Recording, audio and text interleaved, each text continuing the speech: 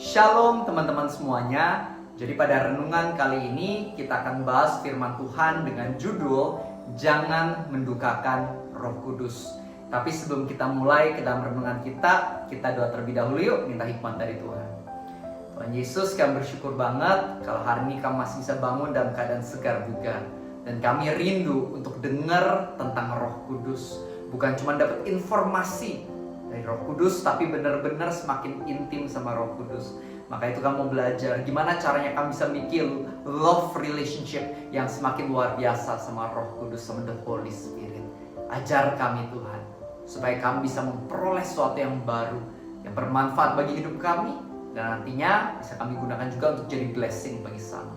Dalam nama Tuhan Yesus, kami berdoa. Amin. Oke teman-teman, hari ini aku pengen ingetin pada setiap dari kita kembali bahwa Roh Kudus bukan sekedar konsep, teori, atau kuasa, melainkan Roh Kudus adalah pribadi. Dialah sahabatku dan sahabatmu. Mungkin selama ini kita belum sungguh-sungguh anggap dia sebagai sahabat, tapi ketahuilah selama ini dia yang sudah terlebih dahulu mengasihi kita dengan kasih yang sangat amat luar biasa. Maka itu hari ini kita semua patut bersyukur, dan karena Roh Kudus sudah sangat baik, sayang, memberkati kita, sudah sepatutnya juga kita mau sayang sama dia dan mau punya atau bangun hubungan yang intim sama Roh Kudus.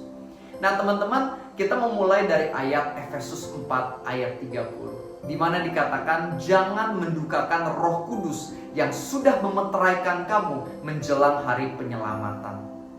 Roh Kudus itu udah nyelamatin kita. Kita bisa berubah karya yang lebih baik, dan banyak masalah sebenarnya yang kita berhasil dapat terobosan, itu semua pertolongan Roh Kudus. Makanya jangan pernah sombong dalam hidup, melainkan dengan kerendahan hati ingat juru selamatnya adalah Tuhan dan bukan kita. Nah maka itu respon kita seharusnya adalah jangan mendukakan Roh Kudus. Karena Roh Kudus adalah pribadi, hatinya juga bisa terluka. Sama aja kayak kita kan suatu waktu hatinya juga bisa terluka ya. Mungkin punya teman, punya pasangan, punya keluarga yang mungkin memaki kita, menggosipi kita, memfitnah kita, atau mungkin ada yang selingkuh. Tentu itu menyakitkan. Makanya kan ada sebutannya, sakitnya tuh di sini. Nah hari ini kita harus ingat bahwa Roh Kudus hatinya juga bisa sedih loh. Hati Roh Kudus sedih ketika kita memilih dosa. Ketika kita melakukan dosa tanpa kita sadari, seakan-akan kita lagi bilang ke Roh Kudus, tahu gak sih, dosa itu lebih memuaskan dibandingkan engkau. Makanya itu sangat menyakitkan hati Roh Kudus. Teman-teman, orang yang sayang Roh Kudus pasti akan berusaha untuk berhenti melakukan yang namanya dosa. Dan aku ngerti, kita semua bukan manusia sempurna. Aku juga bukan manusia sempurna. Sewaktu-waktu mungkin aja kita melakukan kesalahan. Tapi ada perbedaan yang sangat besar dan jelas antara orang yang sayang Roh Kudus sama orang yang tidak sayang Roh Kudus. Aku kasih perumpamannya kayak grafik saham aja. Saham ada yang hijau, ada yang merah. Kalau grafik saham hijau atau untung, apakah satu garis lurus dari bawah ke atas? Tentu enggak ya. Melainkan naik turun, naik turun, naik turun. Tapi overallnya mungkin 5 tahun kita lihat overallnya naik. Cuan, untung. Ya kan? Nah, mungkin nggak satu garis lurus, tapi ada naik turunnya. Begitu pula dengan orang yang beneran sayang Roh Kudus. Mungkin nggak sempurna, tapi dari tahun ke tahun, hidupnya makin benar. Dosanya makin menurun. Hidupnya semakin serupa sama Tuhan Yesus. Nah, kasih sedikit perumpamaan lagi. Perumpamannya adalah seperti bedanya suami yang sayang istri sama suami yang tidak sayang istri. Kalau misalnya suami yang sayang istri, pernah gak sih salah ucap, salah ngomong, menyakiti hati istri? Kemungkinan pernah. Tapi kalau suami yang sayang istri, pasti secepat mungkin dia akan minta maaf dan berusaha untuk tidak melakukan kesalahan yang sama. Beda sama suami yang gak sayang istri. Kalau suami yang gak sayang istri, dia melakukan kesalahan, contohnya misalnya ya, selingkuh sama 5 wanita lain. Dia udah lihat istrinya nangis-nangis, dia bodoh amat. Nah inilah suami yang gak sayang istri. Jadi sama-sama manusia gak sempurna, tapi ada perbedaan. Yang beneran sayang istri sama yang tidak sayang istri. Begitu pula dengan orang yang sayang Roh Kudus sama yang gak sayang Roh Kudus. Itu beda sekali, walaupun sama-sama gak sempurna. Sekarang pertanyaannya adalah, do you love the Holy Spirit? Aku pengen kita ngelihat sebuah kisah Alkitab dari seorang namanya Petrus. Kita tahu ya, Petrus adalah salah satu murid Tuhan Yesus yang pernah melakukan kesalahan. Kesalahan yang paling terkenal adalah dia menyangkal Tuhan Yesus 3 kali. Ketika ditanya, apakah engkau murid Yesus? 3 kali dia bilang, enggak. Siapa tuh Yesus? Aku tidak kenal dia. Ketika dia sadar dia udah berdosa, dia udah melakukan kesalahan, dia udah nyakiti hati Tuhan, dia akhirnya kabur, lari kembali ke pekerjaan lamanya, jadi nelayan penjala ikan lagi. Dan di sana dia pikir, Tuhan udah gak bisa pakai aku udah gagal. Tapi ternyata setelah Tuhan Yesus bangkit, Tuhan Yesus datang kepada Petrus. Dan ketika datang kepada Petrus, Tuhan Yesus bertanya 3 kali, Simon, do you love me? Simon Petrus, apakah engkau mengasihi aku? Tuhan Yesus gak nanya, Petrus, kamu mau gak jadi orang kaya? Kamu mau gak jadi orang terkenal? Kamu mau gak disukai orang banyak? Enggak, Tuhan Yesus gak nanya itu. Tuhan Yesus cuma nanyanya, do you love me?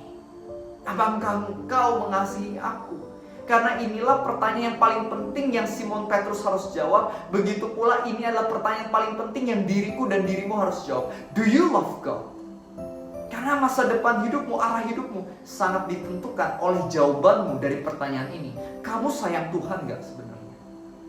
Ketika Petrus mengatakan, ya Tuhan, aku mengasihimu, kita ngelihat akhirnya Petrus menjadi pemimpin gereja yang luar biasa. Dia membuat banyak orang bertobat, kenal Tuhan, mengalami Roh Kudus lewat pelayanannya. Bahkan dia rela berkorban demi nama Yesus.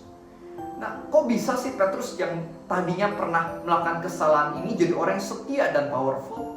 Kuncinya satu, karena dia mulai dengan alasan yang benar, yaitu karena dia sayang sama Tuhan.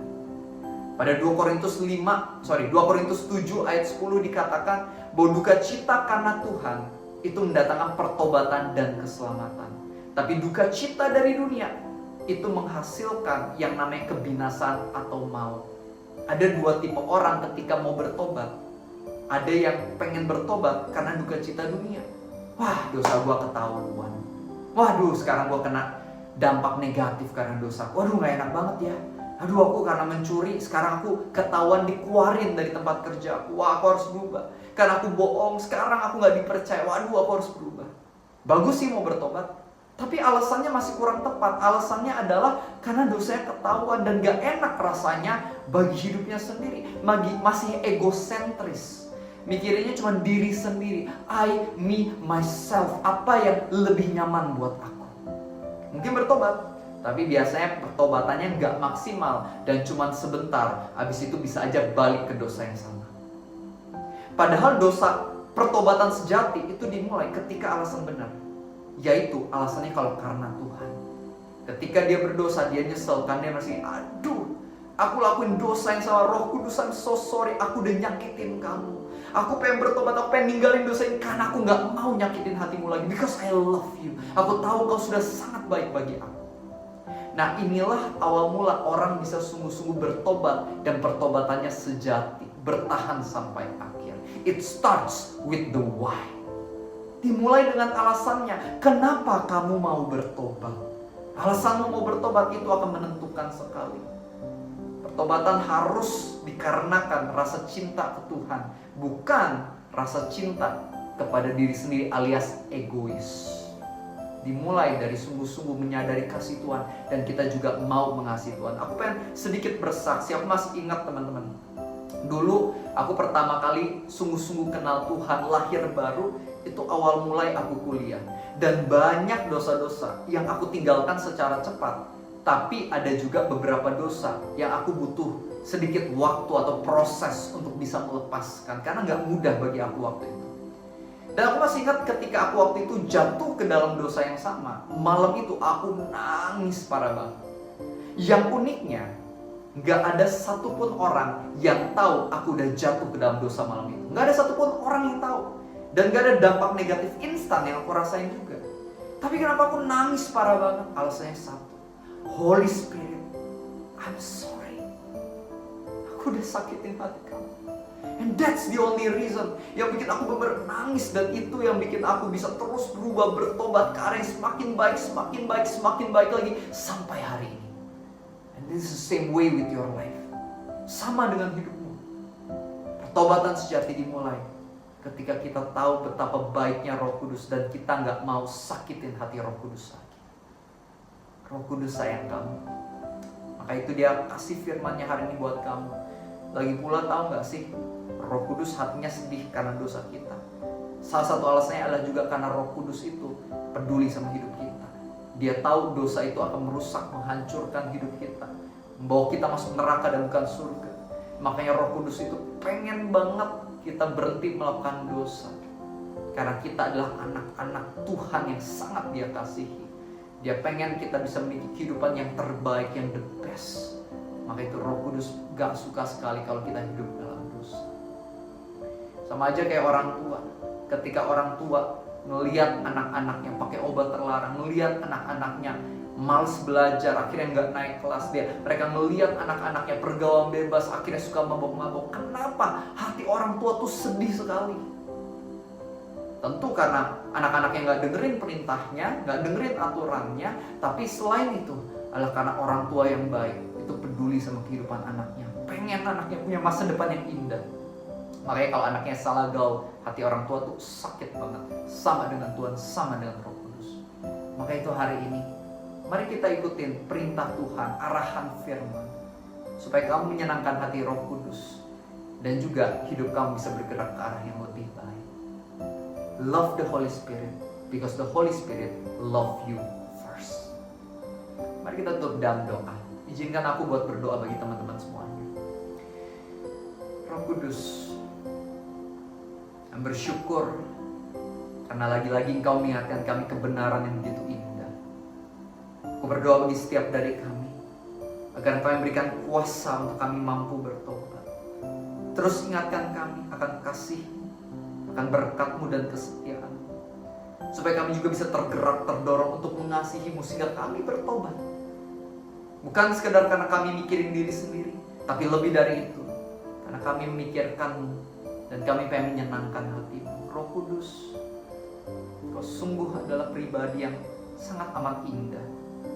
Aku berdoa agar setiap teman-temanku ini, dimanapun mereka berada, mereka dijamah Roh Kudus, mereka mengalami Roh Kudus, mereka terus teringat akan kasih Roh Kudus. Roh Kudus masuk ke dalam kehidupan keluarga setiap dari kami, agar keluarga kami mengalami pemulihan, mengalami berkat, dan lebih dari itu, supaya nantinya keluarga kami bisa dipakai Roh Kudus untuk menjadi blessing bagi banyak orang yang percayakan janji-Mu. Roh Kudus, tuntun kami sampai akhir hidup kami, because we need You.